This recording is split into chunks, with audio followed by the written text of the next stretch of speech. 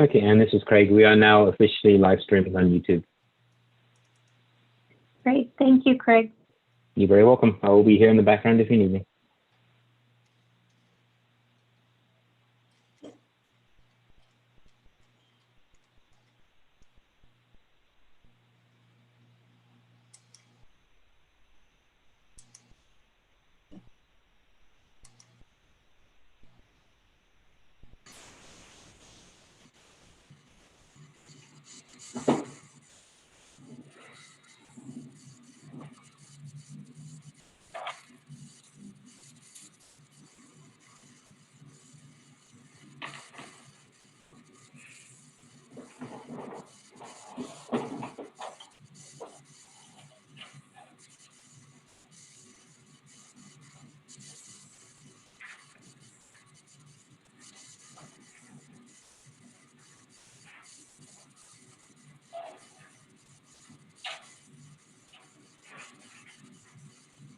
To board members just joining, we're just waiting for a few more minutes.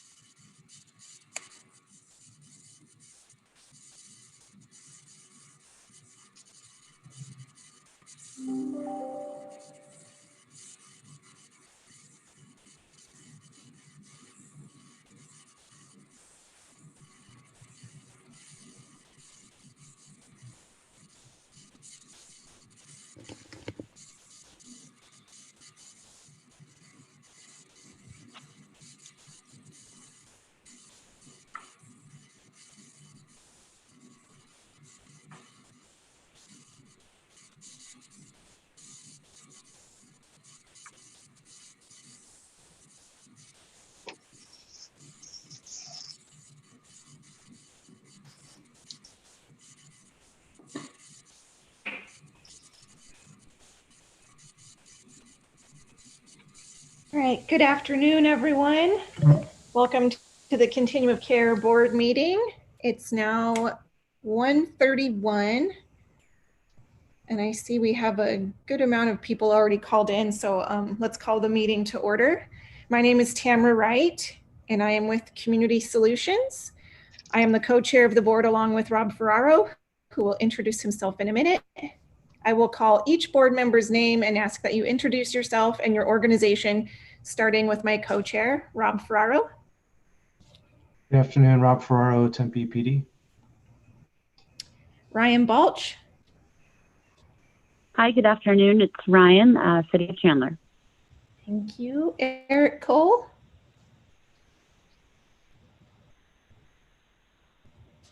Elizabeth DaCosta.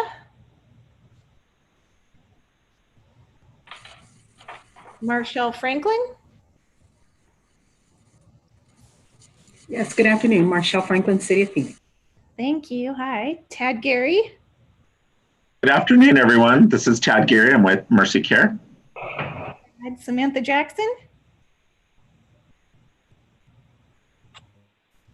Samantha Jackson, are you on? Bruce Liggett. I'm on Maricopa County. Hi, Bruce. Thank you. Joan Service. I'm on. Thank you. Charles Sullivan. Yes, Charles Sullivan with ABC Housing. Thank you. Jackie Taylor. Yes, with Save the Family. Thank you. And DeeDee Devine. Dee with Native American Connections. Thank you. Another chance for Eric Cole. Hi, Eric Cole, Arizona State University. Sorry, I was out of the room. Oh, that's okay. Thank you. Elizabeth DaCosta. Okay, or Samantha Jackson. Okay, I will now call on staff and ask them to introduce themselves. Brandy Mead. Agus here. Thank you. Steve Dudasik. Steve Dudasik here. Thank you. Sarah Kent. Sarah Kent is here. Good afternoon. Thank you. Tina Lopez. Tina's here. Thank you. Julie Montoya. Good afternoon, Julie's here. Thank you. And Ann Scott. Good afternoon, Ann Scott is here. Thank you so much. In addition, we have a presenter here, and we'll ask him to introduce himself. Ty Rosenstiel, are you on? Yeah, good afternoon. This is Ty with Crisis Response Network. Thank you so much. For all participants, please mute your phone or computer when not speaking, and please do not put your phone on hold, as sometimes we get music playing into the conference call. For all participants, we ask that you please identify yourself when speaking, and we will be reminding people to do that throughout the meeting, as we have been advised that this is important for open meeting law. We are making one change to the agenda.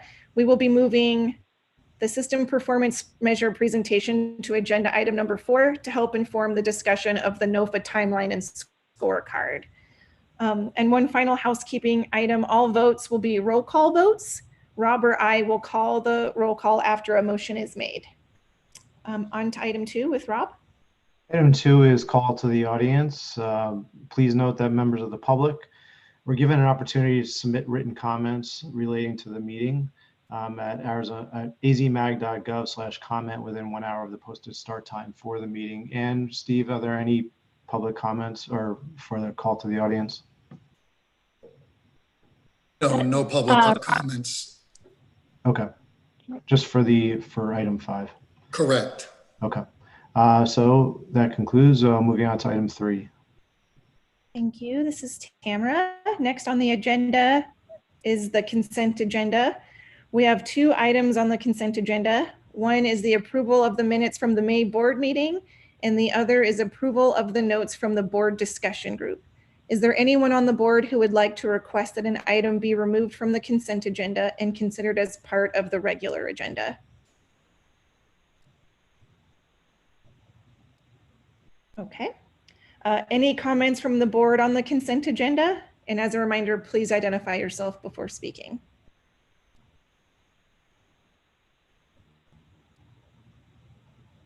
Okay, do I have a motion to approve the consent agenda?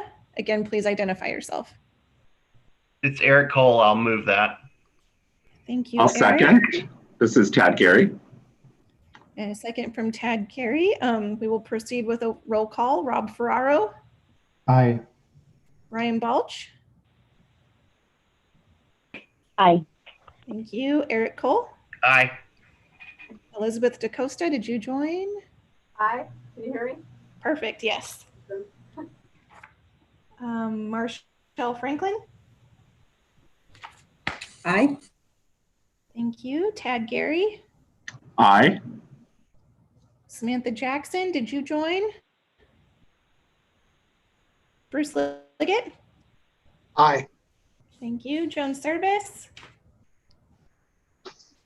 Aye. Charles Sullivan. Aye. Jackie Taylor. Aye. DeeDee Devine. Aye. All right, the motion passes. Okay, thank you. So we're going to be moving on to, like Tamara said, we're going to be moving on to item 7, which is the system performance measures. Ty Rosenstiel is joining us from CRN, and he's going to provide an update on those measures. Ty, it's all yours. Awesome. Good afternoon, everyone. Name is, again, Ty Rosenstiel. I apologize, my camera is not working today.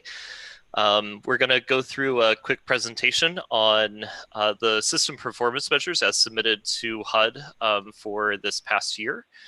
The system performance measures, we'll go ahead and go to the next slide real quick. The system performance measures are a combination of approximately 100 different values that are submitted to HUD to help a continuum understand how they're performing. We've really distilled this down to 8 different measures that are grouped into 4 categories. The 4 categories that we're using is following the USICH framework of ensuring that homelessness in a given community is rare, brief, and non-recurring. Then in addition to that, we added the job and income growth category, specifically because this is something that is of really high importance to HUD for the scoring of NOFA applications in the continuum of care process. So what we wanted to do today was basically give an update on this last year's submission, go through each of these measures, and then take some time to answer any questions that you have.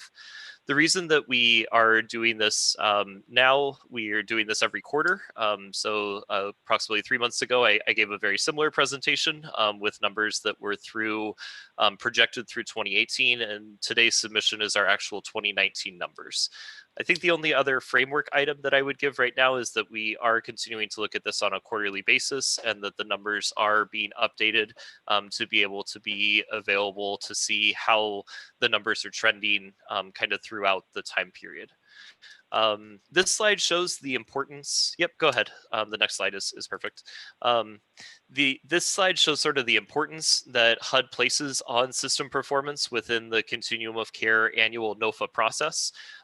In the 2019 NOFA cycle, there were 200 points available for a continuum to score, and 100 of those points were related to system performance.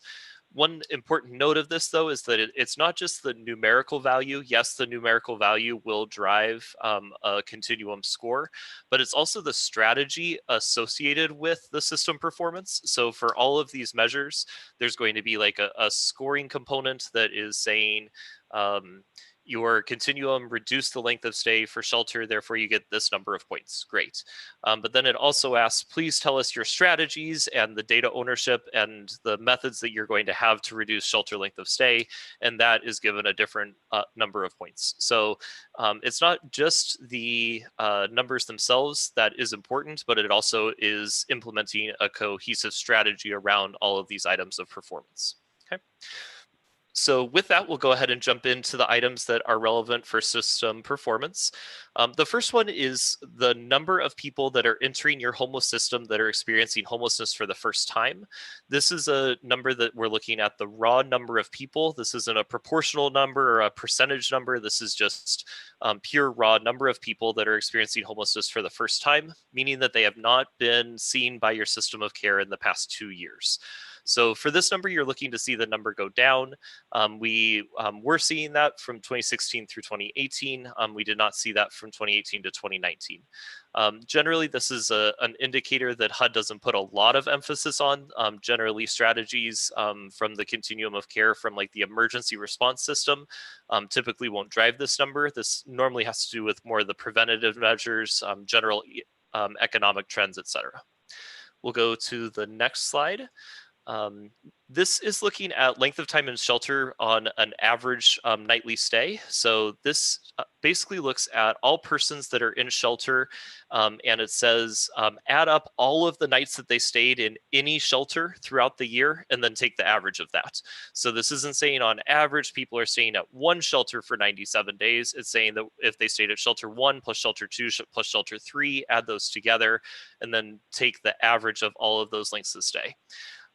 There are a number of other measures looking at median as well as the average. The truth is that the number isn't changing a lot from either of these, but the average is what HUD uses to score continuums on.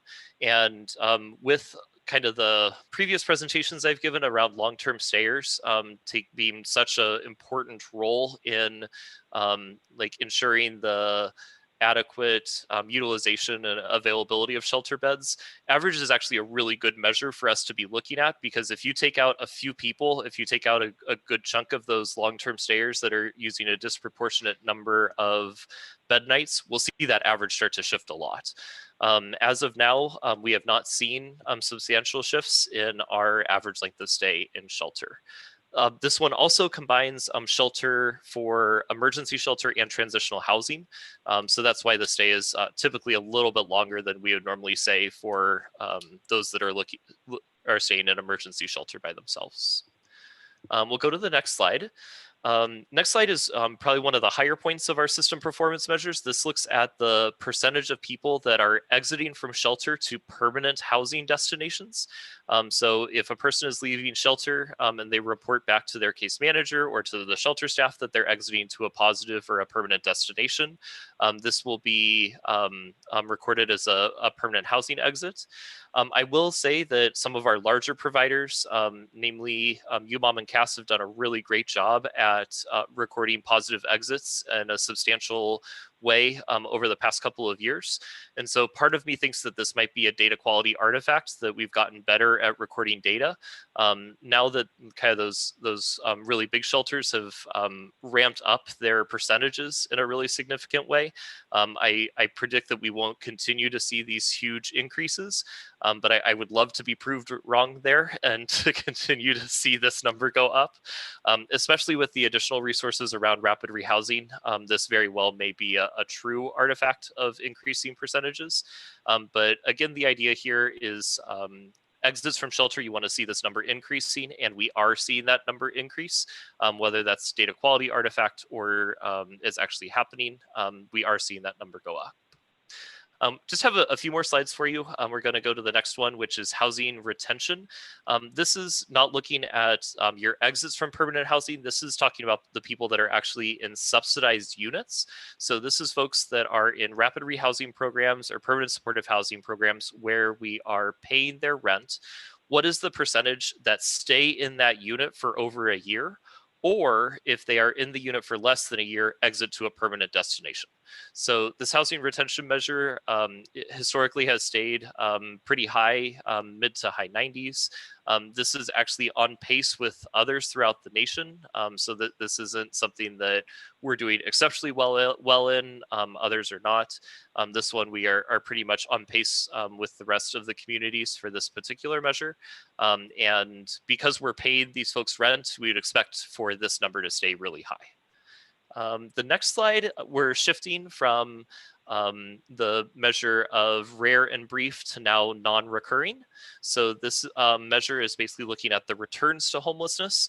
For this particular one, I'd say that this chart gets the most complex amongst all of the charts.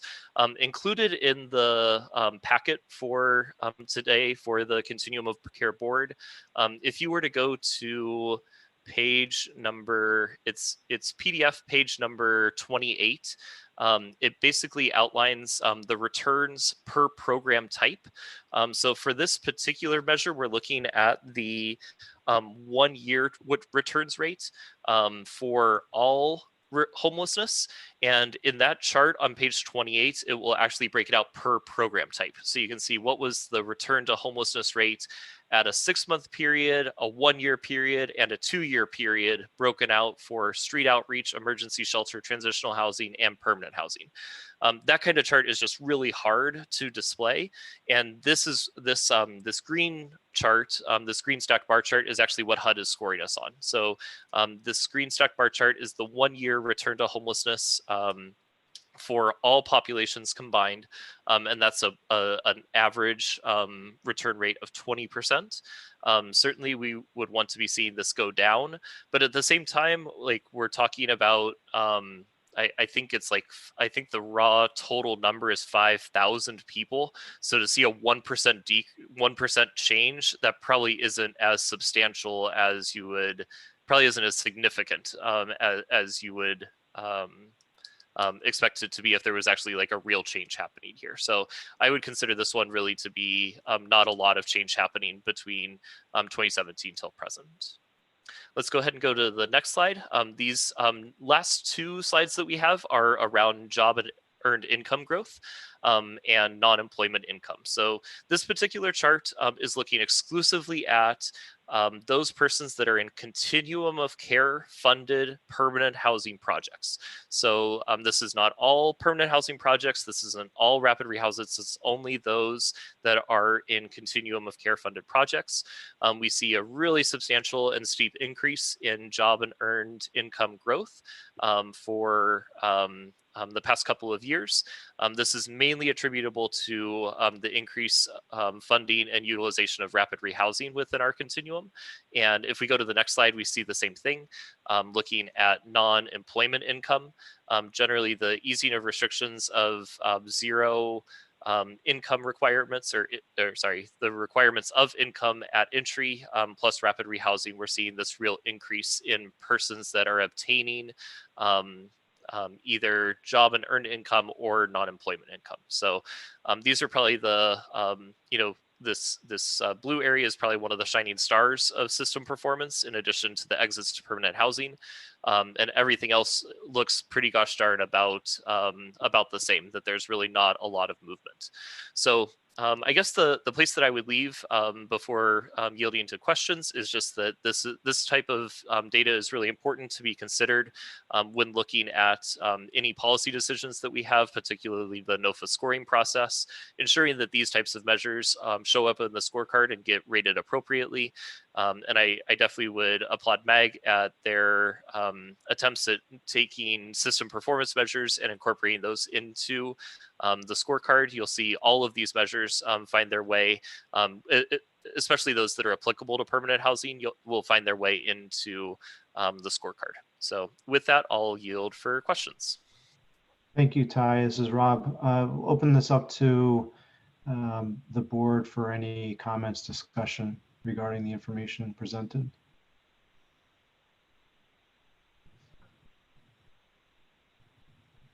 And if there's any comments, please identify yourself first. Thanks. Ty, this is Jackie Taylor. Just one question. When we talk about returns to homelessness, I'm assuming that a family is not counted as a single unit, but rather by the numbers of people within that unit. So for example, if a family of 4 has a return to homelessness, that's 4 returns. Is that correct? Yeah, so there's different measures that do it different ways. This returns to homelessness is on a per person basis. So just as a family exiting to homelessness, all 5 of them in that situation would get counted as positively exited. You would evaluate all 5 persons on returning. So you could have a situation where only one adult of a 2-parent household would return to homelessness. That would trigger a return for 1 person and not for all 5. So that particular measure, HUD has determined that they want to do it on a per person basis. Thank you. Thanks, Jackie, for that question.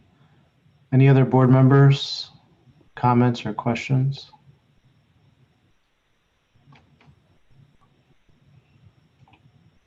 Okay.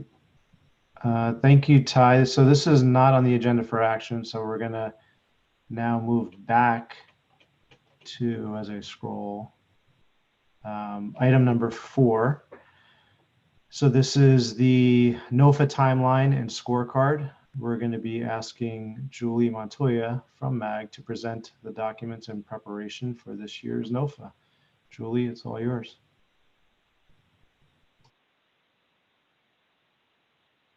Hi, Rob. Thank you. Can you all hear me okay? Yes. Okay. Steve or Ann, are you all putting up the timeline for people to see? I am. It's just taking me a minute. Okay, no worries. I just wanted to make sure. There we go. Okay, thank you. So thank you, everybody. MAG has put together this timeline that you're seeing here as the PreNOFA process for current COC funded renewal programs. As of today, MAG has not received any word from HUD on what this year's NOFA is going to look like. But we wanted to proceed with this process as if the NOFA announcement comes out sometime in July. So we wanted to be proactive and not be caught with no plan moving forward. So this is what we are proposing. We will also again be working with the consultant Eli Hamilton at Home Base, if you'll remember last year.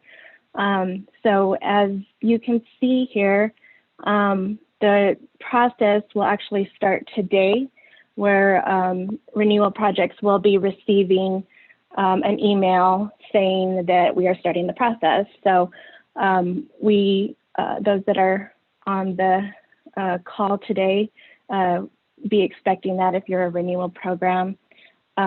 We will look to receive some feedback from renewal projects and just making sure and confirming contacts are still the same, and that we will be using the data that we will be using for them to review. If you look down below, I mean, you can see all the way to, this plan goes all the way to the end of August, where the reports for the renewal projects will be submitted August 12th.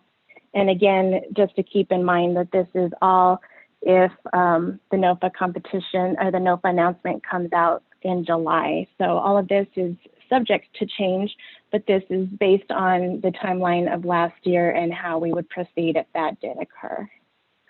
Does anybody have any questions about the timeline? Hey, it's Eric. Can you hear me? Yes. Cool. It's Eric Cole from ASU. Thanks, Julie, for the overview. I really appreciate it.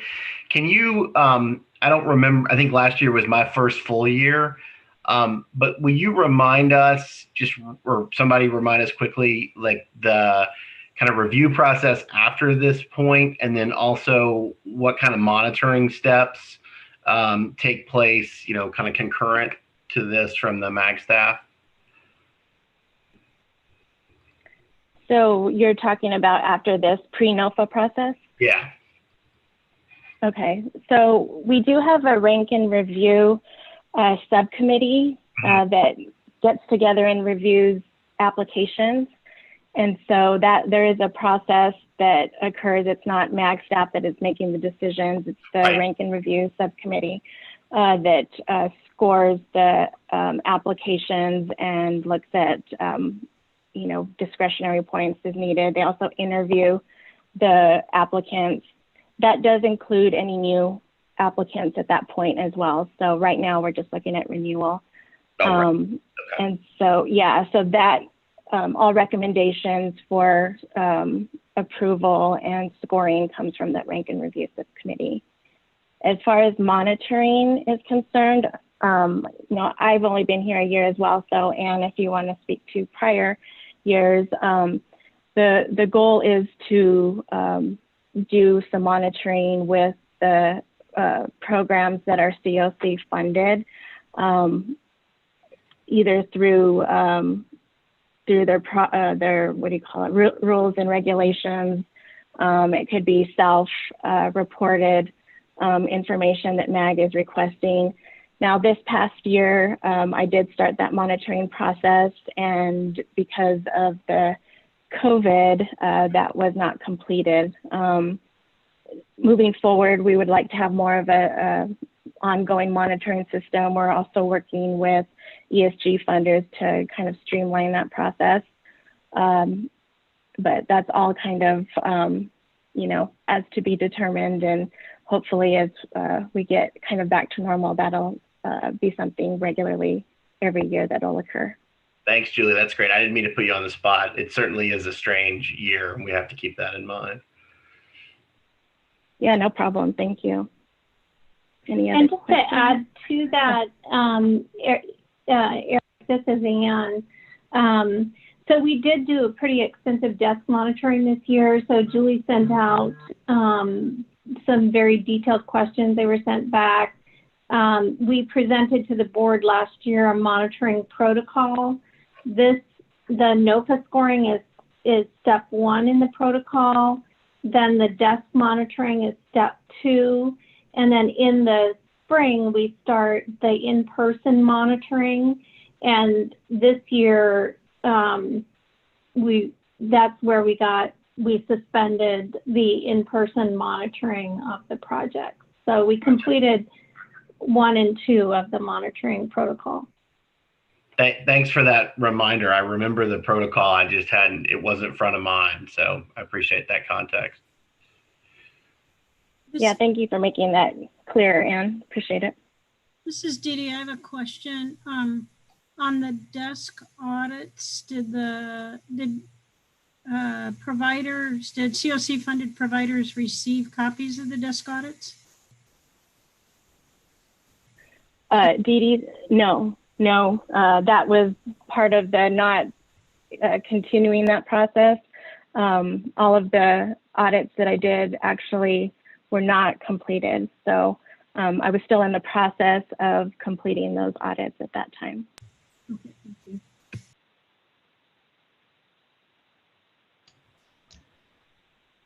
Any other comments or questions of Julie? This is going to be, on the agenda for action. So if there aren't any other questions or comments. Hey, Rob. This Yes. is Jackie. I do have a comment. Go ahead, Jackie. Relative to the desk audit. Just a comment. It's frustrating as a provider to have to go through the hoops of going through any kind of audit and then not to get feedback on that is really counterproductive. I just want to put that out there. It's a lot of work when we ask providers to do these audits. And I think going forward, if we do anything like this, we owe it to the provider to provide that feedback loop. This is Julie. Yeah, I completely hear you, and I've been on the other side of it as well. So I definitely understand that. My intention is to definitely complete those desk audits because I think it is important as well on our side. So thank you. I appreciate that feedback. Thanks, Julie. Rob, I don't have questions on the timeline, but are we voting together the timeline and the scorecard? Yes, we're voting on the scorecard and timeline. Correct. So I have comments on the scorecard. Charles, I'm sorry. I have comments on the scorecard. I just didn't know if we were voting on the timeline and the scorecard separately. We have it on the agenda to go together. Sorry, go ahead, Julia, is that you? Yeah, I was just going to say, oh, okay, the scorecard is up now too. So I can just talk a little bit about this and then field any questions. So the scorecard that you do see here, MAG is recommending this. It's identical to last year's scorecard with the exception of updates. Have been focusing on the COVID-19 response. The goal really was to make the scoring process as seamless as possible.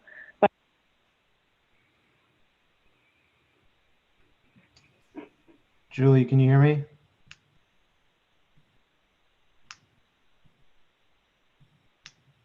Julie, did we lose? I'm assuming we lost Julie. Yeah, I can hear you, Rob, but not. Okay. And do you want to, and if we can get Julie back, or ask Steve, or do you want to take over what she was trying to explain? Yeah, Anne, Yeah. can you Sure. your last week put you to work again? Make me work right to the end. So what we did is we preserved the scorecard from last year. The intention was to make it as easy as possible for providers. I think providers are familiar with this scorecard in terms of improving their outcomes. This is the benchmark that they all should be working towards. And so this is identical to last year.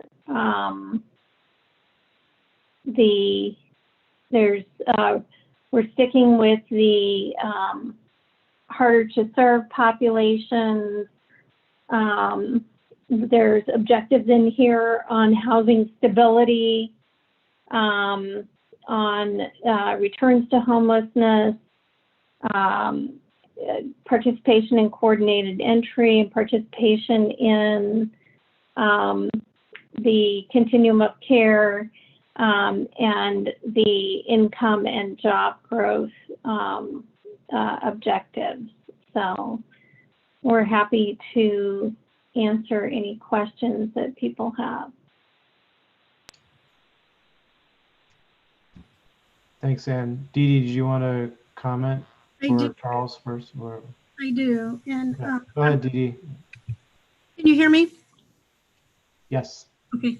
So thank you. And I don't want to sound self-serving, but if we proceed with the scorecard as we did last year, it's concerning to me that 2 of our large PSH projects were in mostly in tier 2. They crossed over between tier 1 and tier 2. And I just have a concern anytime we're in tier 2, particularly with COVID and how funding might come down this year. And I want to address 2 particular, so just to say we're going to do the same as last year when I feel like these were concerning issues last year as well. So one is, let me see if I can scroll up here.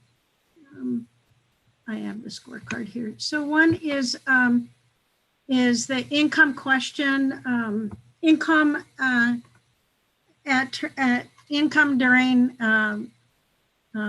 admission or first and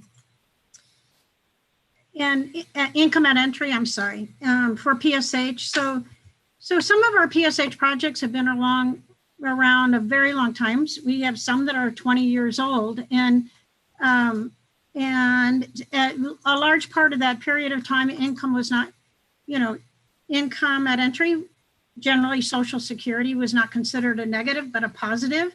And that's my problem with when we change priorities all the time. Sometimes our organizations, for this income, it's once you had income at entry, whether that was 15 years ago or 5 months ago, it still scores as income at entry. And now we're saying that the harder to serve have no income at entry.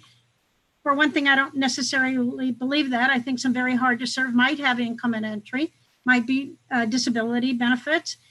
But that it's not a huge number of points, but that's a category that does hurt NAC since we've been around for a long time, and that income to entry is not a prioritization for coordinated entry, but yet it's 3 points on the scorecard. And then the second issue that I have is question 2A, and that's for PSH again. And that is how exits to permanent destinations. Because I feel like we do serve a very hard to serve population. Many of them that have a combination of serious mental illness, substance use disorder, other chronic medical conditions, have been homeless a long time, that they're, some of them go to a higher level of care, and higher level of care is generally not a positive exit. Going to a psychiatric facility or a SNF or some of those other things that really, if you're taking the best interest of the resident and the safety of the resident and the environment in which they're living, you're moving them to a different living situation, which might still be considered a negative exit. And so if, for example, and it's 15 points, so it's a lot of points, and the percentage decreases really rapidly. So we had some that had 90% had positive exits. You're already losing more than half of the 50% of the points at 90% positive. So I think with 15 points, and so 98% drops by 2 points, 96 drops another 2 points, 94 drops another 2 points. I know that it's a large system performance measure, and it's important to measure, but when sometimes we have domestic violent crime or something and we're not able to place something, I mean, things happen that I don't think anyone at NAC, we make it very difficult for a person not to go to a positive destination unless we determine it's really the right thing to do for the community in terms of safety, or for the safety of the individual. And so it sometimes feels frustrating to be considered a negative exit when in fact you really feel like you're doing what's in the best interest of the resident. And then just throwing this out for consideration is to add a bonus point. And I know that Nikki Stevens had brought this up previously, and that is to add a bonus point to any of the agencies that that can submit an action, a plan to reduce racial disparity. An action plan to reduce racial disparity would be a 1-point bonus question. So those are my 3 comments. Thank you, DeeDee. Thank you, DeeDee. This is Tamara. Could I just piggyback a little bit off of what DeeDee was saying? I'm not a permanent supportive housing expert, but I am a rapid rehousing expert. And I feel like those 2 things are very valid points that DeeDee made. The income increases in SSVF, for example, rapid rehousing, are really not that substantial. And if we were going to score our grantees on that through SSVF, most of the grantees would not score very well because increasing that income is very difficult, and a lot of people are coming in with their income already. And then same with the stability number. We want, I don't know why I'm saying we, I'm not with SSVF anymore, but SSVF would want their stability to be around 80%. And if it was at 100%, that would actually flag to us that there is very serious creaming of the population going on, and they're not taking risks, because if you're taking risks, you are going to have some people that aren't going to maintain that housing stability. So I would like to propose revisiting those questions for next year, just to make it easier for everybody submitting a scorecard this year. But I definitely would like to revisit those for the scorecard. And I also loved the idea of a bonus question around racial equity. Thanks, Tamara. Hi, this is Anne. So I think from the staff perspective, we are recommending that we keep the scorecard the same this year. In terms of exits to permanent housing, there have been some changes in the APR and how they measure those exits. There's things like exit to long-term care, and I think back in not too long ago, even death was considered a negative exit. Those things have been excluded from the APR. As far as psychiatric facilities, as long as it's less than 90 days, you can keep people in the project. But I think from staff perspective, we really feel that we should keep the scorecard the same. Unfortunately, we are in a tiering environment. That's something that HUD has not backed off on. We don't know what it'll look like this year, but somebody's always going to be in tier 2, and someone's always going to be ranked towards the bottom. And as far as Tamara, your comments were, I think the staff would like to work on redoing the scorecard for next year. And, we could take a look at those things for next year and look at revising those. This is Charles. Can I ask where the percentages came from on all these various questions? I think some of them were based on ranges around the average of program performance from previous years. But the programs used to be involved in the development of this, but we haven't been lately. So I don't know where the ranges came from, and if they used to be adjusted on an annual basis based on how the entire continuum was performing. And if we're keeping the same ranges, is there a reason to do so?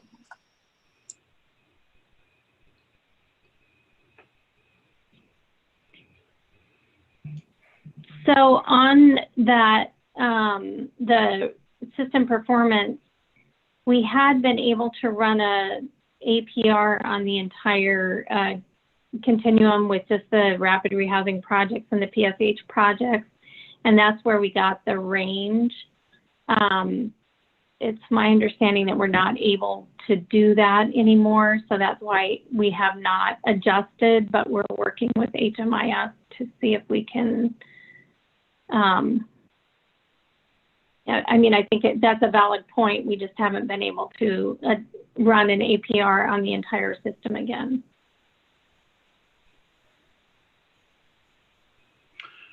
So, yeah, should we just talk or? Sure. I believe I'm back. Can y'all hear me? Oh yeah. Hey, Julie. Well, so it's Eric at ASU. The chat addressed my question. I was going to ask, is this, obviously we're in a totally new modality for all of us with the COVID and the crisis, but I presume this came through the committee, and I'm just curious what the discussion was there, because it does sound like there's a fair amount of concern about just keeping this the same as last year. I don't know if it's appropriate to open that up to somebody, or if somebody wants to summarize for us, but. So Eric, this is Ann. It did go before the committee. Native American Connections did raise these issues at the committee. The scorecard was approved by the committee and the timeline, and the vote was. I don't know the number of the committee members. I think there were 22 that were there. The vote was 21-1 to approve the scorecard and the timeline. Okay, but I guess that I got that. Just the nature of the discussion, though. I'm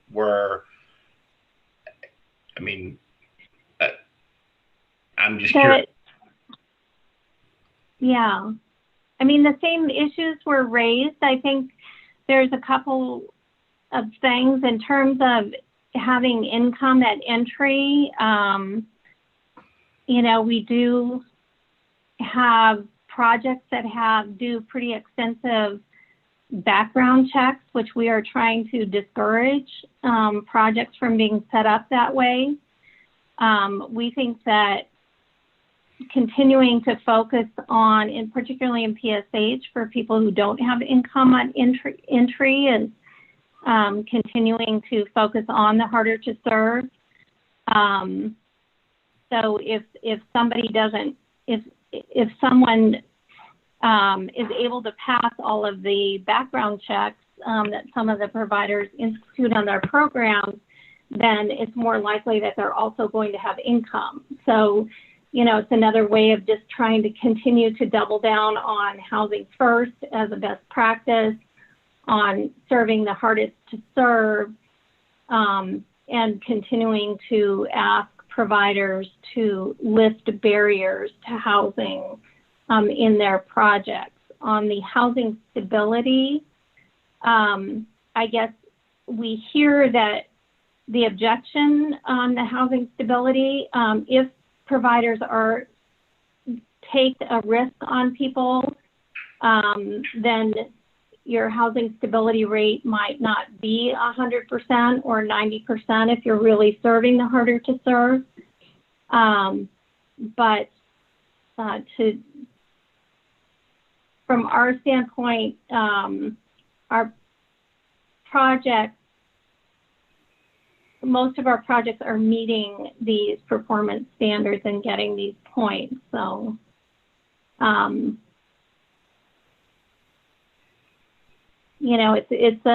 it's a tough call, and I will say that if the board wants to redo the scorecard, we can certainly take a look at that. I would not propose that this year, because I think what you're doing is then you're going to be delaying the process. And this is the scorecard that the board adopted last year. If you want, and whoever is at the bottom of the tiering will object to the scorecard. And I'm not, I mean, I think DeeDee and Native American Connections have raised some really good points. But just from the board's perspective, you know, we're not going to get away from tiering. We're not going to get away from ranking the project. I mean, I'll conclude rapidly. I've been in both seats. I've been in the seat you're sitting in, and I know, you know, you've got a timing concern, which I get that. It does sound like we have some work to do to build our own like broad confidence among the partners. I mean, you know, I don't like talking about individually funded agencies, but like, you know, while we're here, I mean, Native American Connections is a really critical piece of our you know, of our community. So if they're, you know, I guess it concerns me a bit if there's concerns there. So I guess what I'm looking for is kind of our way forward between, you know, and I remember sitting where you sit, Ann, and you always say, next year we're going to do this thing, right? And then all of a sudden next year it hits. So I guess that's where, you know, I would come down, depending on where this conversation goes, is just a real concerted effort on the part of the board to look at this, you know, in due diligence between now and next cycle, if that's where we end up. And certainly I would commit to be a part of that. This is Charles. I think, you know, we weren't at the bottom of the tier or in tier 2 last year, and I still have some concerns with some of these questions. For example, on the income one, well, let me start by saying I don't think we need to redo the whole scorecard. I think there are some concerns with a couple of questions and the scoring ranges and how they're measured that could be adjusted, not to start the whole process from scratch. And while we're establishing the timeline, we really don't know that we have to stick to this timeline, because we don't know that the NOFA will come out July 1st, July 30th, in August. We don't know that information. And I don't think we need to have all of the specifics of this scorecard done at the very beginning of the timeline, because we have some time to put in APR data and other data, which is actually already submitted into HMIS and is static, and the data won't change. It's just how the system reviews it. So, you know, I don't think we're up against a time crunch where we can't review this if it makes sense to review a part of the scorecard. This is Jackie. I would have to concur with Charles. When you look at some of these, I'm not a statistician, I will say that, but some of these ranges are so tight.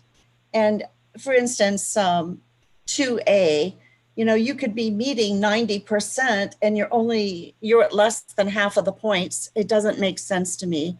So I would like to suggest that we consider going back and just reviewing some of these scoring ranges to see if they are realistic. To have a 1.9 point difference to be losing points seems really strident to me.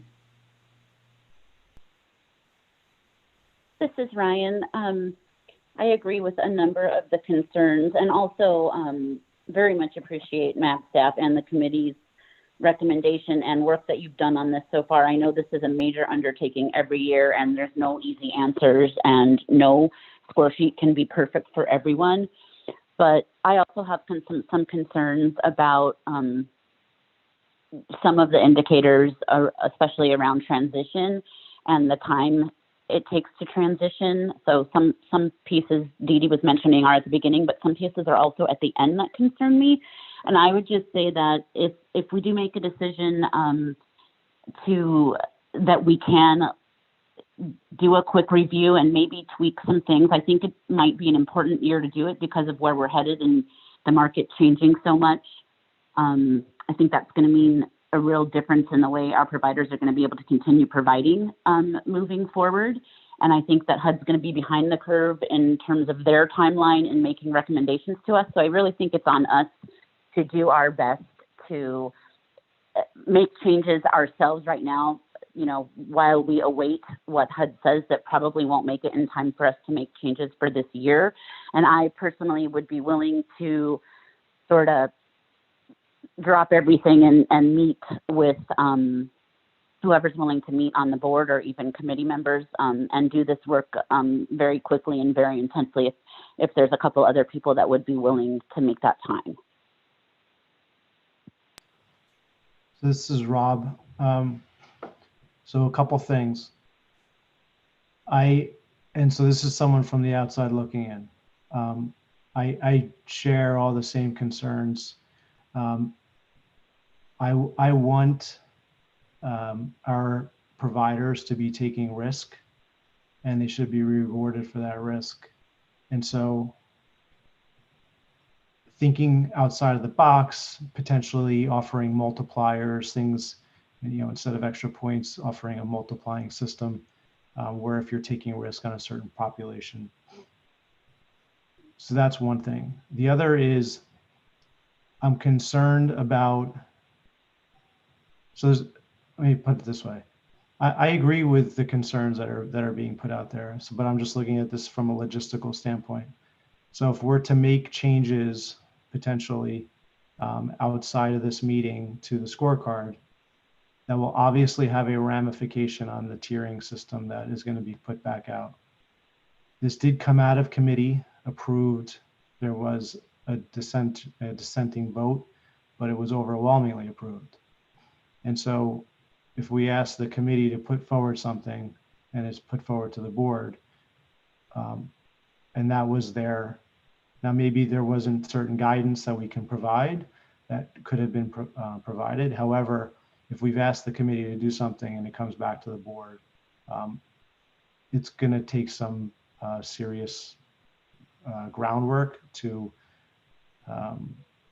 alter what potentially is what we want to be altered. So from a logistical standpoint, I'm just concerned about how we're going to get to where we want to be, because if there are changes, we know that it's going to affect rankings. And if we're okay with that, then we're okay with that. But I don't want to be in a position where we're working this out in board meetings, because traditionally we don't even have a July meeting. I'm assuming potentially we will be if we're going to be discussing this. But I don't want to be going through July, then August, talking about this and trying to get this to where we want it to be. I would be more concerned if it was a change from last year. And again, I'm just speaking from someone from the outside. Here's the other big thing that I'm concerned about: the makeup of the committee. I really believe we need to ensure that these committees have representation, not just from providers. And so they, from an outside perspective, can give, can offer some ideas. Because again, this came out of committee with an overwhelming vote in favor of it. So things need to be done differently. And so my question to the board is this the time to change the scorecard? If it is, that's the board's will. We just need to make sure that we're not, if there's concerns about what we come up with, then what do we do next? Are we changing it again? And so I think we all know we can't please 100% of the people 100% of the time. Trust me, I can speak for that. So I just want to make sure that the board is able to effectively manage this. And so I don't know what that looks like. But I absolutely hear the concerns. And I will say it again. I want providers taking risk on at-risk population, and they should be rewarded for that. And so how do we quantify that? And what does that committee look like that does that? Because I want everyone to have a fair and heard voice. So I know that's not really helpful, but I just want the board to be mindful, because if we do want to send this back to committee, we have to give them specific instructions or guidance on what we want, because again, it came out of them with an overwhelming vote. So Rob, Yes. This is Jackie, and with all due respect, I was on the committee last year, and as I recall, the scoring instrument was dropped at a very last minute time within the process, and there really wasn't opportunity for the committee to provide input last year. So I do have concerns about going forward with the scorecard in its current form. And I think it's just important to acknowledge that, you know, we'll be going into a second year of a scorecard that really didn't have any opportunity for input the first year. Yeah, to add on to, go ahead. No, I would say, so I would have to pull up we went through the same process last year. We also had a number of meetings where we had providers give input on the scorecard. So I would have to go back and look at the meetings, Jackie, but I think it's always adopted very near to the NOFA because we're trying to get the timeline in place, but we circulated it pretty broadly before that time. I'd like to follow up on what Jackie said for this year. As a member of the data subcommittee also, I think we were made aware of this process and scorecard in the notice for the committee that they would be seeing it. So the notice went out the week before, and the data subcommittee, who we as a board have charged with not creating this process but providing input, wasn't asked to provide input, and I think that Jennifer, our chair, had to ask to get it onto the agenda. So this year it all came about within 1 week, and there wasn't that same chance to provide input over time. And I'm not sure why we didn't have that as part of the process. I think we have providers on the board and providers on the committee and in the committees not to guide this, but we value the input of the providers. And if multiple providers are speaking up and saying there's an issue, I think we should look at it. I don't think we need to do the fine tuning in the board meetings, as you said, Rob. And I think whatever committee looks at this, you know, it should be, you don't need all providers, you need an objective look at it to see that things make sense. So I support going through and reviewing this. I think it's so integral to our system and making sure that we're being fair to everybody, that when we go through the process on an annual basis, when we find things that don't work or don't make sense, it's our responsibility to adjust them.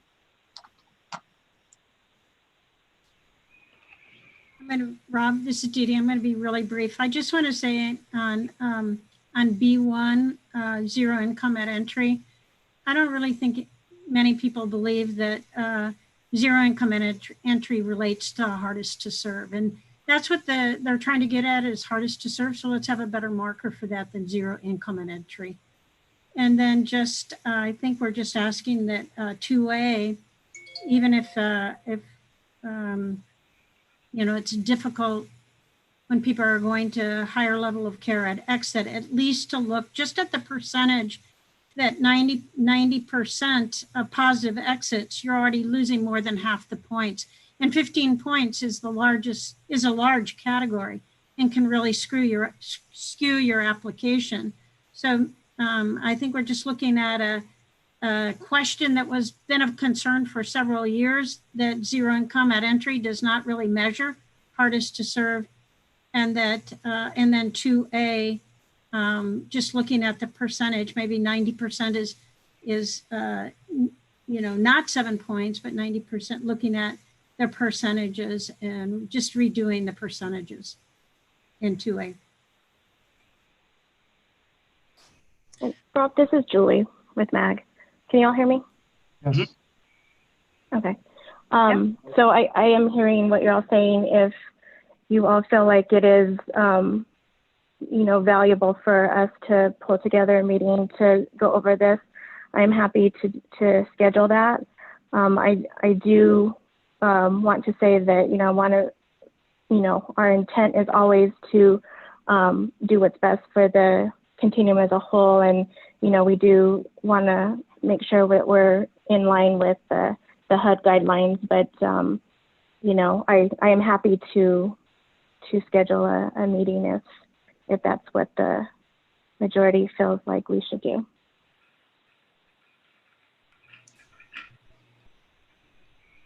Rob? Yes. This is Jackie. I'd like to make a motion that we pull this scorecard for a re-review of it by some contingency of the board and the data subcommittee together, and then bring it back to the board for approval. Okay. Is there, so just for clarification purposes before I ask for a second. So just the scorecard? Yes. For the whole item? The scorecard. Okay. So you're excluding the timeline? Yes, I'm excluding the timeline. Okay. Is there a second on that motion? Second, it's Bruce. Bruce Liggett has second.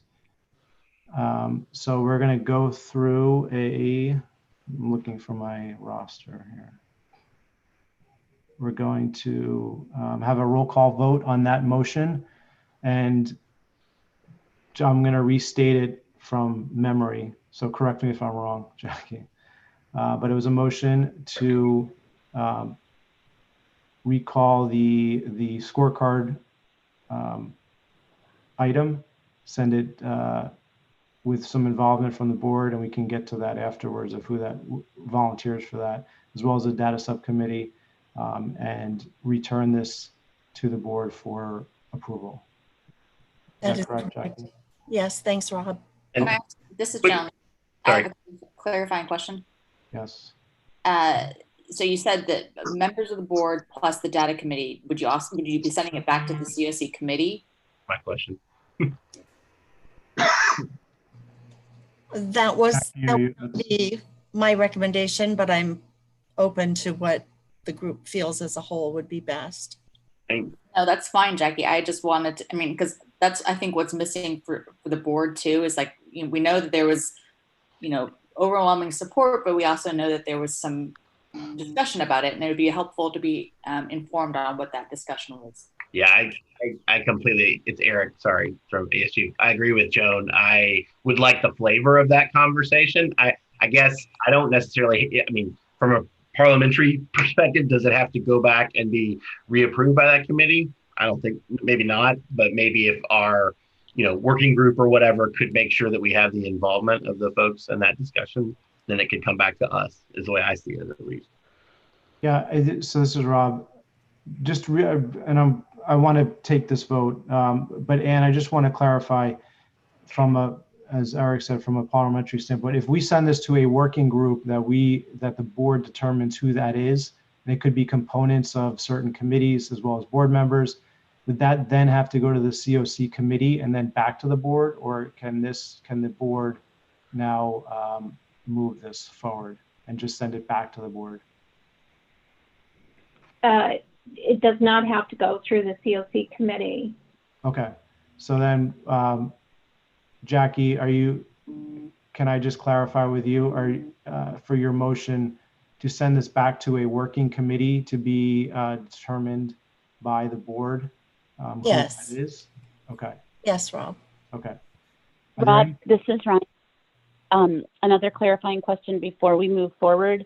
Okay. Jackie had stated that she's not trying to withdraw the timeline, but I feel like this process might impact the timeline. Okay.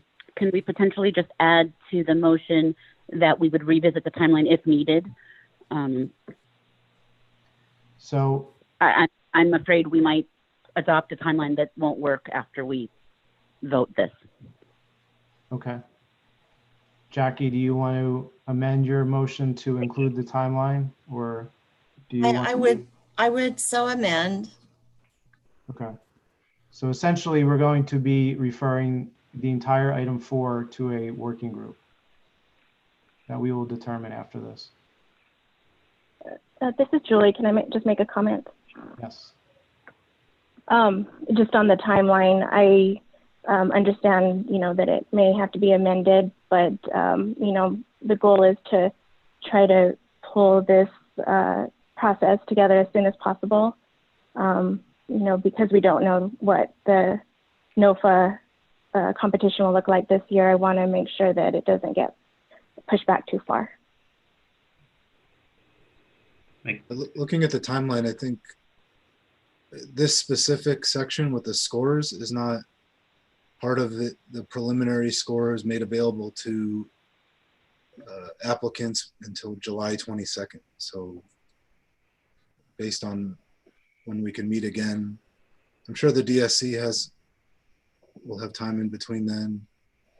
When's our next board meeting? I don't know. But. Our next board meeting is July 27th. It's actually the last Monday of July. Okay.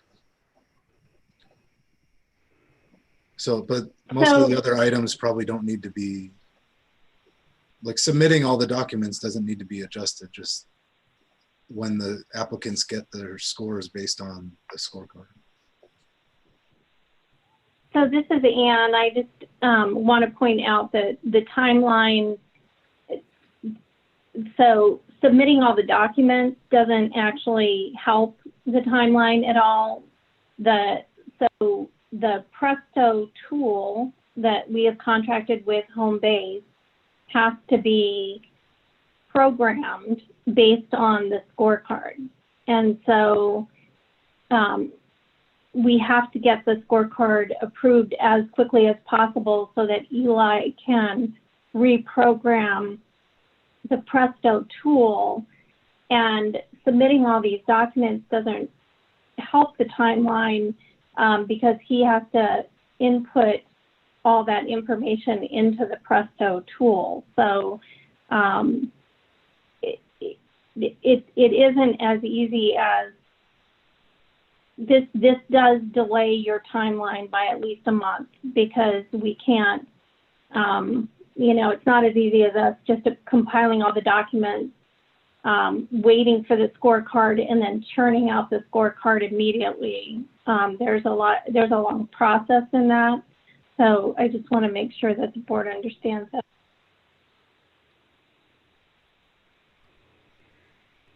So, Anne, we cannot, from a logistics standpoint, if we're delaying the scorecard, we need to delay the timeline. Is that correct? Correct. Okay. What is the timeline in terms of having a impromptu board meeting? Yeah. What's the notice? Oh. For the public. Oh, the timeline for the public. So we need to give 72 hours notice. Okay. So in theory, it's possible to have a working group session within the next few weeks, and then have an emergency meeting to approve the timeline scorecard prior to our July 27th meeting. Yeah, it is possible. Are there any immediate comments from the board about that in terms of timeline for us? I don't rather not wait until July 27th. Me either. I mean, my comment is I'll make myself available. I'm not going anywhere else, right? But make myself as available as possible for said process. Okay. All right. So there is a motion on the table. I'm sorry about that, Jackie. Your motion, I think you last amended it to, or accepted a friendly amendment to delay both, correct? Is that what the last one was? To delay the schedule if needed. I mean, if we don't need to delay the schedule, I'm fine with keeping it the way it is. So okay. I think the sooner the quicker we can convene a group to evaluate the scorecard and come back to the board, the better. And that will be the driver in my mind as to whether or not we need to adjust the schedule. Okay. So there was a second on that. So your motion is to remove the scorecard. We're not doing anything with the timeline unless we need to. Is that correct? Correct. Okay. All right. I'm going to do a roll call vote. Please be ready. So this is a vote to send the scorecard back to a working group, and that is all. That's the vote. Tamara Wright. Aye. Ryan Balch. Aye. Eric Cole. Aye. Liz DaCosta. Aye. Marshall Franklin. Aye. Tad Gary. Aye. Samantha Jackson, are you on the call? Don't believe so. Bruce Liggett. Aye. Joan Service. Aye. Carl Sullivan. Aye. Jackie Taylor. Aye. And DeeDee Devine. Aye. And me, Rob Ferraro. Yes, aye. That motion passes unanimously. So that is going back, and we'll have that discussion to what board members would like to volunteer for that working group. That's going to be set up by Julie. I think Eric volunteered. No. Yeah, I did. My suggestion to speed this process up, please get with Julie if you're on the board and you would like to be a part of that process. We did mention can we open it up as well to the data subcommittee and to the COC committee as well? Any other suggestions from board members on that in terms of process? Okay. And am I correct? We still have to vote on the NOFA timeline since we're not altering to, or we're not sending that back. Is that correct?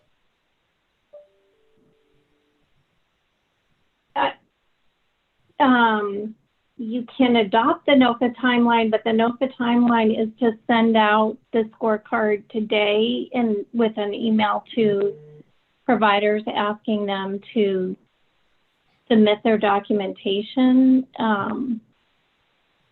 So that's being sent out upon approval. Is that correct? Correct. So Julie, does it make sense to you, Julie? I'll ask you to adopt the timeline if we don't have a final scorecard. I would say no. I mean, we could adopt it, but I think that the timeline, we don't really know what the timeline will be moving forward without the scorecard. Okay, so this is my suggestion. If I ask for a motion to adopt the NOFA timeline and there is no motion, then it is not adopted. Correct. Anyone else have any better ideas? Hearing none. Is there a motion to adopt the NOFA timeline? Okay. We will revisit that during the next meeting. So that will be an item for consideration of the next meeting.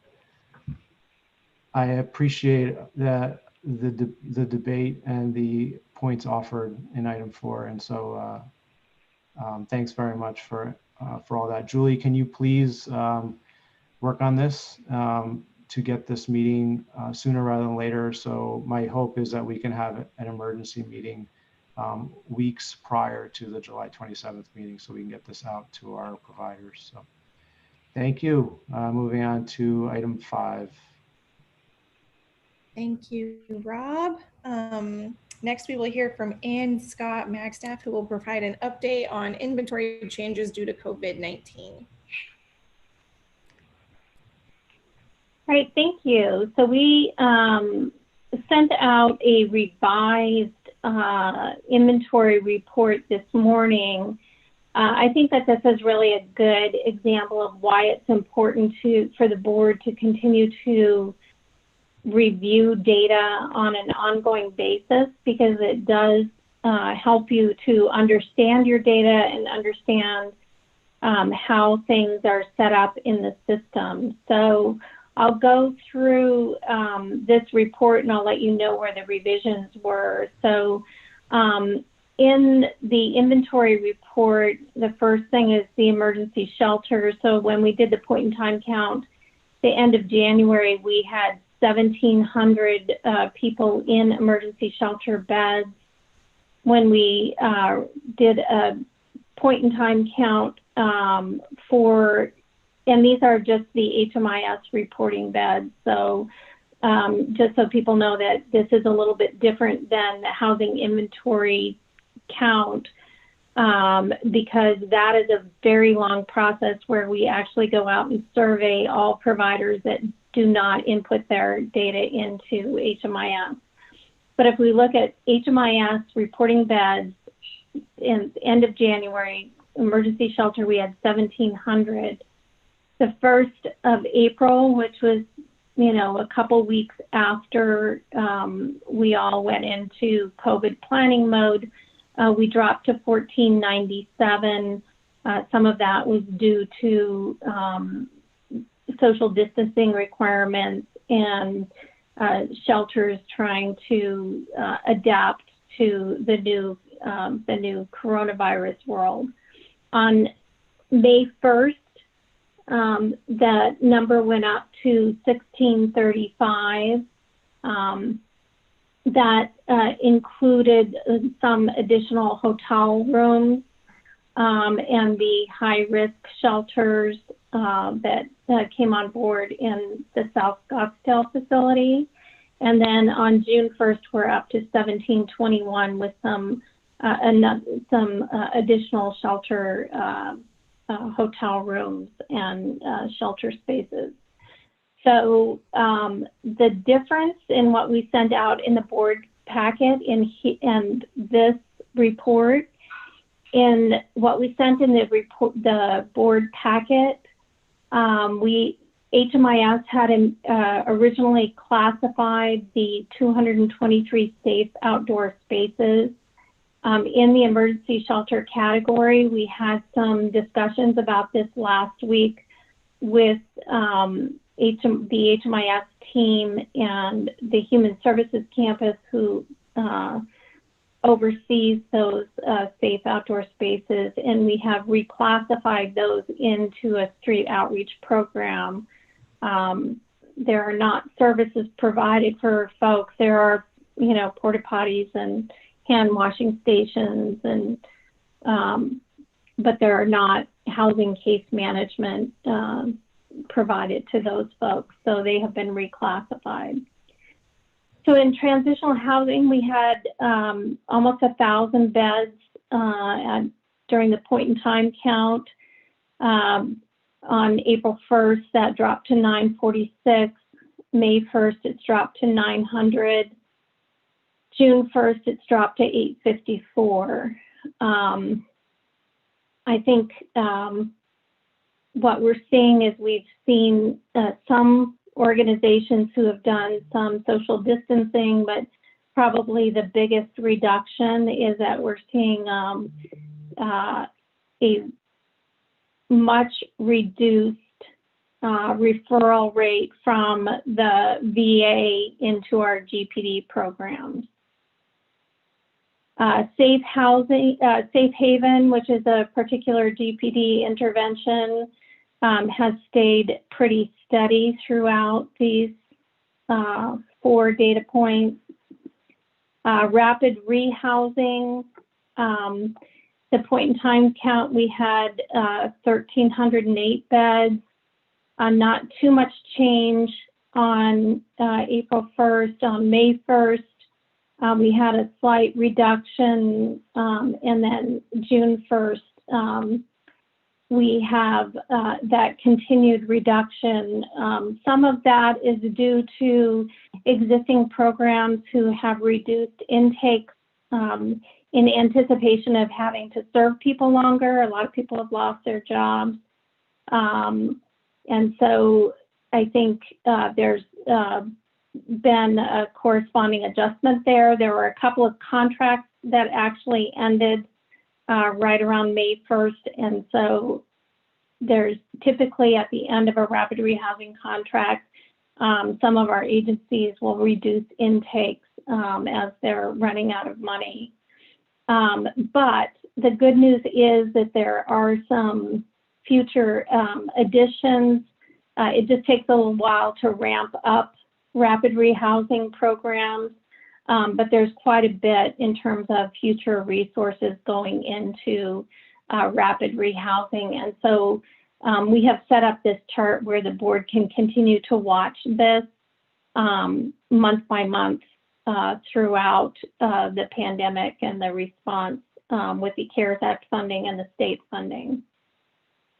In permanent supportive housing, in January, we had 5,305 beds.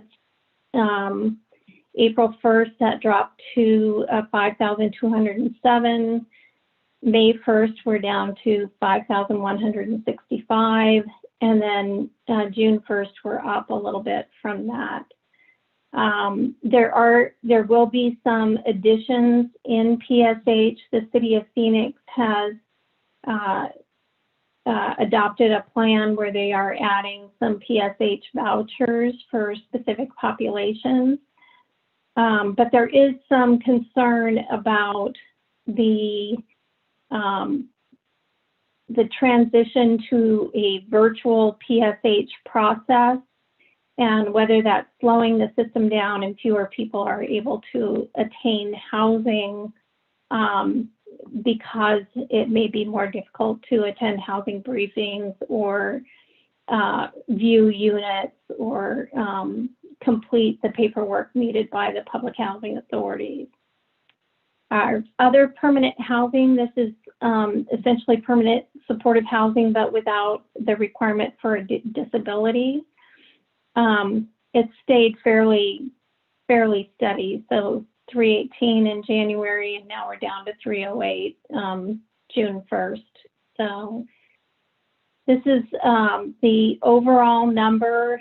The totals are at the bottom again, just a reference. These are beds in HMIS.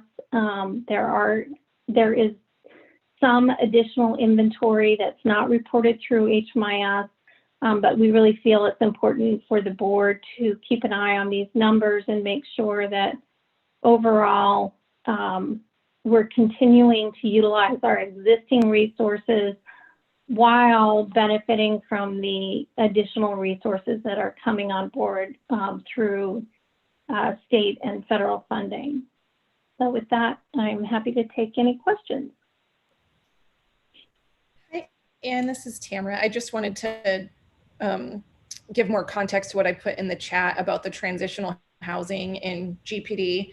Specifically with veterans, our inflow has decreased by almost half. Our median per month was around 90 newly identified veterans that were entering our homelessness system per month.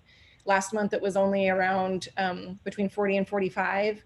But also of significant interest is our returns to homelessness have almost quadrupled. We were averaging around 13 to 16 per month. And then for a while there, it shot up to around 26. And then last month it was 43. So what we're seeing are people are still being evicted and that our inflow is actually slowed down significantly. And I'd like to really poke around and to see why that is, if that's just because COVID and people are feeling more compassionate and staying with friends and family a little bit longer, if they're just not presenting to our system. I'm not sure, but I just find that to be really interesting. So that could be partly why the significant decrease in GPD bridge programs, that could be why that is, along with the social distancing.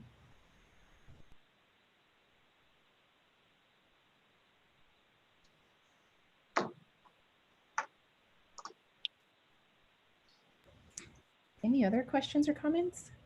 Ann, this is Bruce. Thank you for removing the outdoor tents from the shelter. That was appropriate. So how do you get this replenished?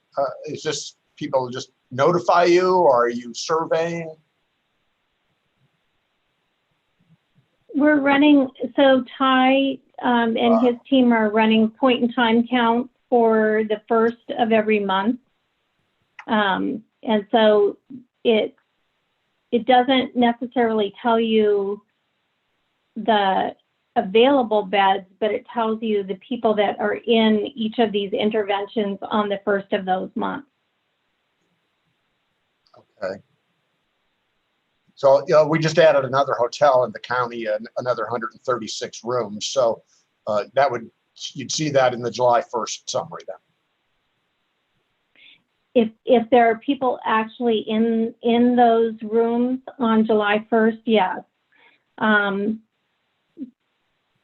It will, but it won't show that there's, of the 136 rooms, there's 36 that are occupied and 100 that are available. It will not show you that.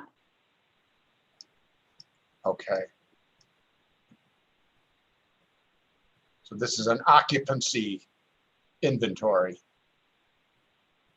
Correct. Good. I think it's helpful to have the information in one place. Thanks for doing that.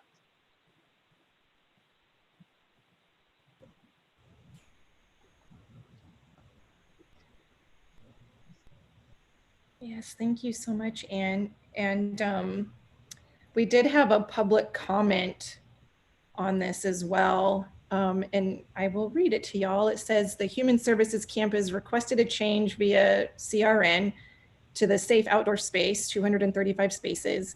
These are unsheltered people who are now legally able to have a space in a parking lot. There are no services offered, including these spaces as emergency shelter is misleading. The total chart may also create misperceptions as the length of time that some of these beds or hotel rooms will be available is very short term. The document needs a narrative to describe it if it's going to be shared publicly. And a question on permanent supportive housing, are the VASH vouchers new or a repurpose of existing vouchers? Thank you for your time.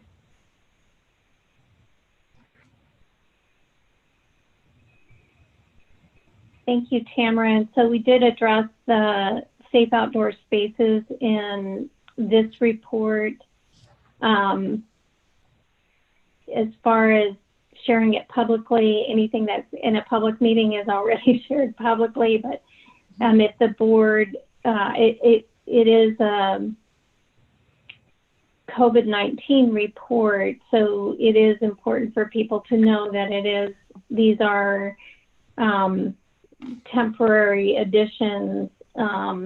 It's just a means for the board to really watch what's going on in the system so that we can keep an eye on whether there are other sorts of impacts to the system. So, for instance, I think that the permanent supportive housing, the reduction in permanent supportive housing, I think should be of concern to the board. Yep. And something that I think we want to reach out to the permanent supportive housing providers and find out why the numbers are going down.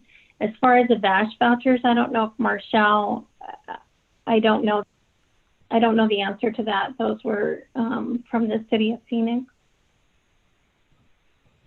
This is Liz too. I do think it's a really good point though, the comment that they made around really differentiating the COVID-19 resources from our long-term resources. So if possible, if there's any way, at least even for emergency shelter, if we can separate it even by color, it's something I think really important for us to look at. How do we secure those resources for the long term? Because currently a lot of them are only available through December.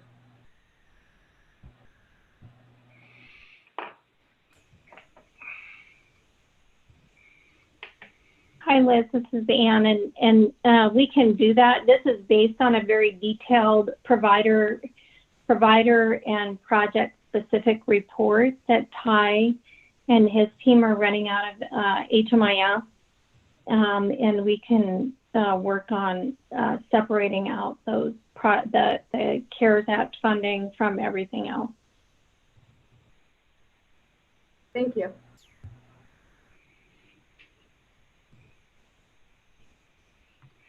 Okay, are there any other questions or comments from the board? I just think it's really helpful and appreciate all the staff's work on it. Thank you, Eric Cole of ASU. That was Eric Cole of ASU. That's all right. Okay, and we will move on to item 6 then.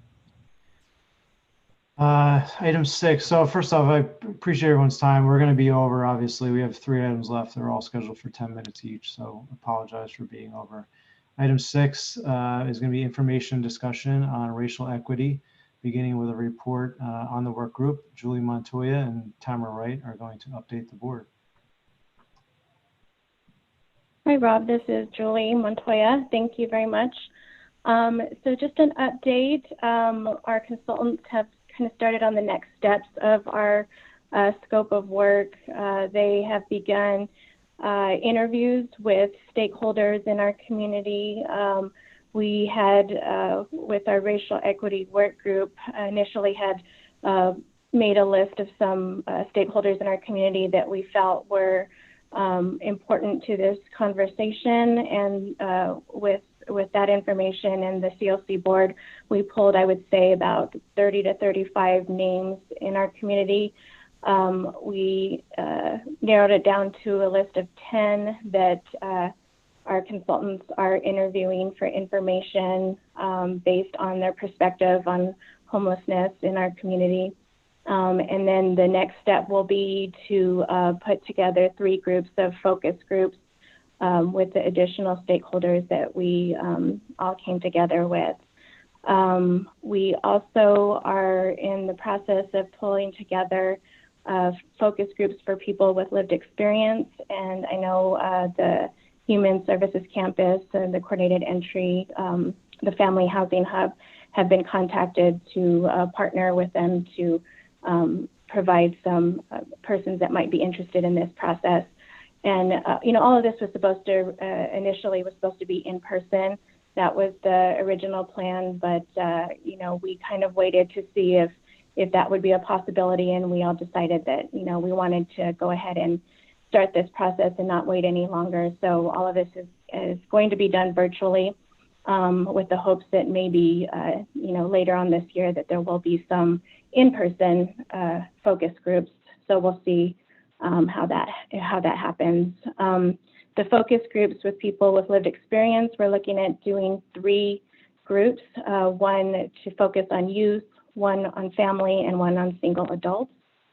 And then in addition to that, you all should have received an online survey last week that went out to our email list. I believe it went out to approximately 450 individuals.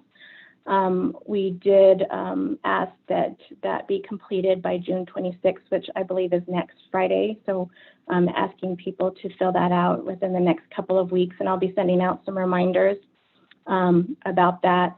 I know I had some questions from people about whether we could have it accessible in other ways, and I'll be looking into that as well. And so, we're just encouraging everybody to please fill out that survey. The more information we can receive from our community, the better information we can have. Looking forward to working on providing certain outcomes and actual deliverables towards racial equity in our homeless services system. Also, our HMIS team very graciously did put together quite a bit of data that was requested by our consultants. And so that's being reviewed as we speak as well. So that's kind of our updates. I don't know, Tamara, if you have any additional things to share. I just had one thing I wanted to add on that survey that was sent out on June 10th. If you guys could please just make sure you're forwarding it to frontline staff and people that are, doing the work on the ground. It's especially important that we hear from them. That's all I wanted to add. Thank you for saying that. Thank you, Julie and Tamara. Any questions, discussion from board members? This is for information discussion only. I just have a quick question, Julie. It's Eric from ASU. Julie and Tamara, and I know we've got probably a scope and a contract that's been impacted also by COVID, et cetera. But is there any part of the work? I really appreciated the team, everybody sharing the consultants piece right around the time of the George Floyd death. And I just wondered, is there any piece of the scope of work for this board itself or for the board to do some of this work as well? I think I'd said at a previous meeting, just when you get into this work, it's really important that you kind of start with your own institutions as well. So I didn't know where that landed, and just wanted to see if there's any piece of what he's doing that would affect, would also include all, this board as well. Hi, Eric. This is Julie. Thank you for that comment and question. Yes, so initially part of the scope of work, and when they replied to this, their proposal was to be able to come out and have some strategic planning around the results of what they found. Mm-hmm. So obviously, we're kind of unsure what that looks like exactly. Okay. If it needs to be done virtually, that's what we'll do. But the scope of work and the proposal is, or the contract initially is supposed to be ending at the end of September. Okay. But the staff has also spoken with the consultants about a second phase to be able to dive, deeper into some of the things that, we think that need to be looked at. Including our coordinated entry system and how our intake and our inflow and outflow is looking. So yes, the short answer is yes. Cool. Thanks. Go ahead, DeeDee. I see you. I just heard Julie, you say that there might be a phase 2, and I think you've seen that there is a significant interest on the board, and it might be good to make sure that the board is involved in that second phase prior to finishing the scope of work and initiating that. I think that you would have a significant volunteers on the board to be involved in larger involvement, and that connection to our community where our racial equity work is tied to the people in our own community that are doing that work already, I think is extremely important. Thank you, DeeDee. Yeah, thanks, DeeDee. Great point. I just want to make sure Ann or Steve or Julie, if you're just monitoring the chat, the question regarding a fresh link be forwarded, because once you complete the survey, you can't forward a link. I just want to make sure that if we can do that, or how do we account for that? So I wonder if that's tied to an IP address, though, not necessarily the link. That's what I was thinking too, Tamara. This is Julie, sorry, because I did get an email about that last week too, and I was starting to worry that, the link wasn't going to work. But I do believe that once you've completed it, it probably is, if you've completed it and then send it to somebody else, it shows that it's already been completed. So I can send out another link if you want to email me specifically. Then I can send you a clean survey. Hey, Julie, it's Joan. If it's in SurveyMonkey, I think it's just a setting that you can change to. Okay. Okay, thanks. Great. Any other comments or discussions? Okay, so we already completed item 7. We're going to go to 8. I'm up for number 8, and that's going to be an update from the county from Bruce. Take it away, Bruce. Okay. So the county approved its CARES Act budget. The county's total budget is just south of $400 million. And the county was intentionally pausing to see if the governor was going to be providing direct CARES funding to the cities that did not receive that. And the county had been approached and there was interest. So when the governor did, then the county was able to finalize our plan. In the human services area, there's over $40 million of CARES Act devoted. There's 10 million for our homeless work, and that takes much of what we've started into the fall and some even into December. So it's a $10 million budget figure, and I'm confident that if the need increases, we'll be able to approach the board and get more available funding within the counties. Under $400 million, over 170 has been set aside to respond to a surge if it happens, or other needs as they become known. So the money is primarily being used for 5 items. What was 4 alternate care facilities is now 5. We've the staff were at the new site this afternoon, and that's 136 beds. That facility is going to be used for people who are testing positive or who are under investigation. That was previously being provided by the facility in downtown Phoenix, which we have outgrown. So we're retaining that facility and are moving on. So our total bed count, when fully available in about a week, will be 282 beds. The funding also includes staff and security, which is the biggest item in the $10 million. The temporary voluntary tent relocation, PPE, hygiene, food-related issues, and the triage line for shelters and hospitals. So I think I've talked before about that. We also have some about $500,000 in for some weatherization services. It'll be primarily air conditioning repair or replacement for seniors and people with disabilities or young children. Included in the $40 million was a new county rent assistance eviction prevention program.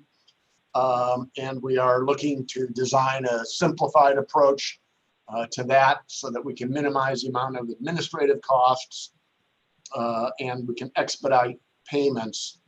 So we're going to be looking at fixed amounts up to 3 months worth of payments. Our original estimates are that we may be able to pay for 18,000 rental months. And we're going to be delivering this through the community action agencies that we have under contract.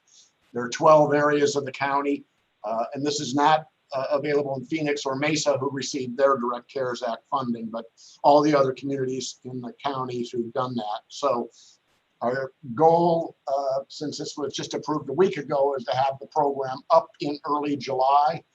We're obviously sensitive to the state and federal eviction moratoriums running out at the end of the month.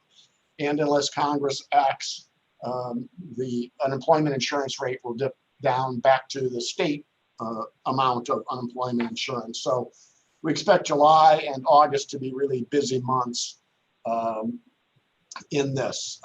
So that's a quick update of what we're doing at the county. And again, as I say every time, all the partners, and in particular the regional partners, CVI, Circle the City, and the Homeless Campus, who've been helping us with this.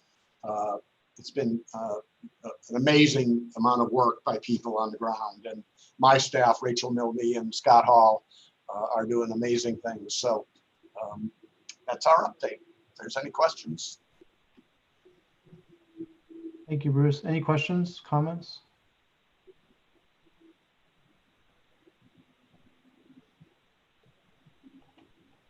Okay, I would agree. July and August are going to be extremely busy, and so you guys are doing great work. So thank you very much, Bruce, for the update. Thanks, Rob. All right, Tamara is up with item 9. Thanks, Rob. This is Tamara, and we will move on to a legislative update from Board Member Joan Service from the Arizona Housing Coalition. Joan? Hey guys, I'll try and be quick and just say that everything is in a holding pattern. No one's doing anything because we're all trying to figure things out. At the federal level, the HEROES Act passed at the House, and that was really what we've been kind of excited about because there was a lot of housing programs and housing. There was emergency rental assistance, some eviction clarity. It also, the HEROES Act also included a $75 billion homeowner assistance fund to provide some kind of some support for homeowners. It also addressed the whole question of whether or not there's going to be a 2020 Continuum of Care process or NOFA process. Unfortunately, it passed the House, but its fate is uncertain in the Senate. However, the Senate, several senators, including our own senators, McSally and Sinema, have agreed with or prioritized some portions of the HEROES Act. For example, Senator Sinema signed on to the Housing Assistance Fund, which again mostly supports homeowners, but there's she also has supported the Emergency Rental Assistance and Rental Market Stabilization Act, which is that $100 billion emergency rental assistance. So basically complementary programs for homeowners and renters. And then Senator McSally has expressed interest or support for, well, we're kind of poking, but she's expressed some concerns around the, including some support for the Affordable Housing Credit Improvement Act in the next COVID-19 economic stimulus or relief package. Now, the fate of that is really uncertain. We're hearing it's going to be after the July 4th holiday, but we've also heard that senators want to wait until after the bonus or the kind of increased unemployment insurance runs out at the end of July. What's important to note about that is the eviction moratorium for both Arizona and, with the protections passed under the first CARES Act, expires around July 23rd, 25th. To Bruce's point about funds available for rental assistance, I'm just going to kind of pivot to talk about some of the state level funding. As you all remember, or probably have heard in the news, the Department of Housing is administering, received or reallocated $5 million from the Housing Trust Fund to bolster their COVID-19 eviction prevention program, and has been rather standing that program up took some time, and they had some significant parameters, i.e. bureaucracy, that they created to release some of these really precious funds. The good news, the silver lining in this, is that I do believe there's going to be some funds available come the eviction moratorium lift, which is going to be really helpful because that's when families and households will really need those funds. So we're working with the governor's office and the Department of Housing on making sure that moves a little bit, not as slow as it currently is. And we're also working with the governor's office. If you all remember, right before the legislature adjourned, they passed a $50 million crisis contingency and safety net fund of about $50 million. They've spent about $12 million of it so far. About $5 million went to address homeless shelters statewide. And so there's about $30-some million left, and we'd like it to go to both housing insecurity and homelessness. And then just at a local level, the city of Phoenix is hearing their affordable housing initiative tomorrow.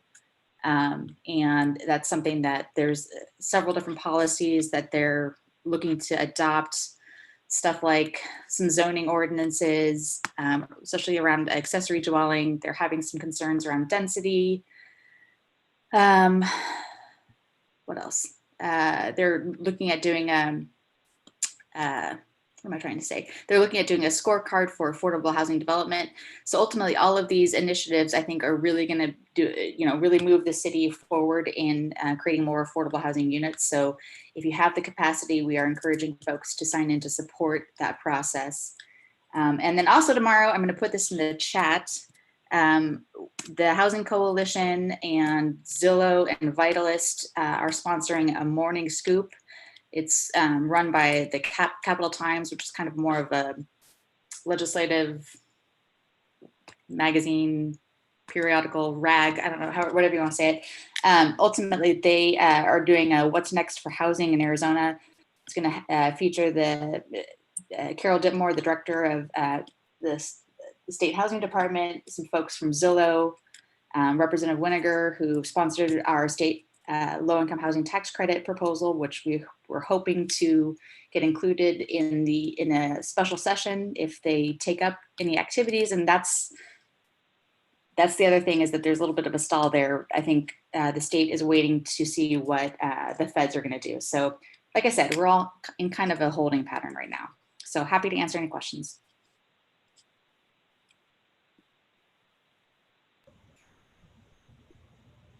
Thanks, Joan. Anyone have any questions or comments? I'll share that that morning scoop thing. It's really early. It's like 8 a.m., but it is free. So there's that.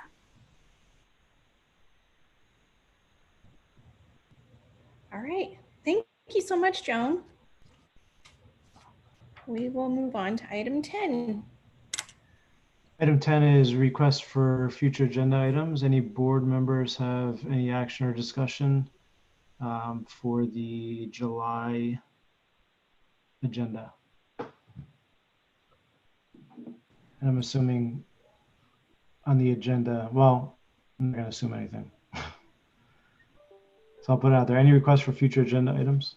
Well, this is Liz. I do think we need to get the board strategic planning session rescheduled. We kind of left off. We had some conversation around it. I don't know that we had enough time to really fully develop it, but I would like to see that get scheduled. Okay. Ann, did you catch that? I did.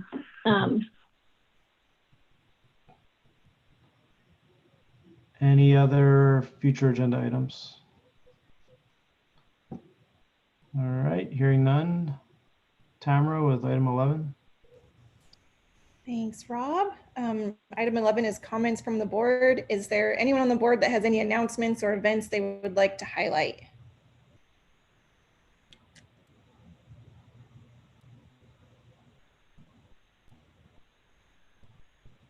All right, hearing none, we'll go to adjournment with Rob. Thank you. All right, so I need a motion to adjourn the meeting. This is Todd, so moved. Thank you. Eric, I'll second. Eric from ASU is seconding. We're going to start with a roll call vote. Tamara Wright. Aye. Ryan Balch. Aye. Eric Cole. Aye. Liz DaCosta. Marshall Franklin. Aye. Bruce Liggett. Aye. Joan Service. Aye. Charles Sullivan. Aye. Jackie Taylor. Aye. DeeDee Devine. And Rob Ferraro is an aye. Motion passes. Thank you, everybody. I know it was long. Everyone stuck it out. A lot of good work done. So thank you all. Stay healthy, stay safe. Everyone. Thank you. Bye-bye. Thanks.